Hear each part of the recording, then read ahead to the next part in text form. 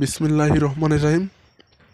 আপনারা অনেকেই আমার কাছে জানতে চাইছেন যে ভাই, ইটালির ভিসা আপডেটটা যদি দিতেন। তো 2025 সালের ইটালির ভিসা আপডেট নিয়ে আজকে আলোচনা করব। তো চলুন শুরু করা যাক।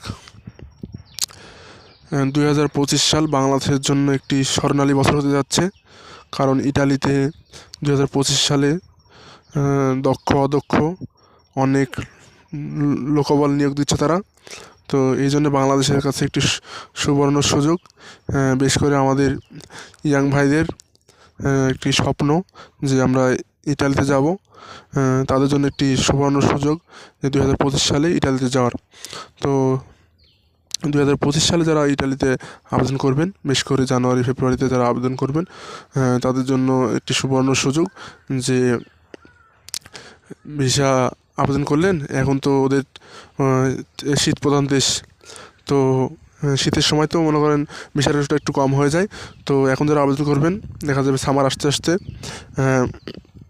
আপনার ভিসার কার্যক্রমটা শুরু হয়ে যাবে। তো ওই সময় ভিসার রেটটা একটু বেশি থাকে, তো ভিসা পাওয়ার সম্ভাবনাটা অনেকই বেশি। তো দেখা যাচ্ছে ভিসা আবেদন করলেন, ভিসার জন্য আবেদন করলেন, তার মানে তো আপনি ভিসা পাবেন এর কোনো গ্যারান্টি নেই, তাই না? এর কোনো গ্যারান্টি নেই যে ভিসা আবেদন করলাম আমি ভিসা পাবই। দেখা যাচ্ছে যে 10,000 ওরা লোক নিচ্ছে, আবেদন করছেন 3 লাখ, 4 লাখ, 5 লাখ, দেখা যাচ্ছে ওরা লোক নেবে 5 লাখ, আমরা আবেদন করছি 5 কোটি। এই জন্য এদিকে দেখা যাচ্ছে আবার তো সবার ভিসা হচ্ছে না। এই যাদের ভাগ্যটা অনেক ভালো তাদেরই ভিসা হয়।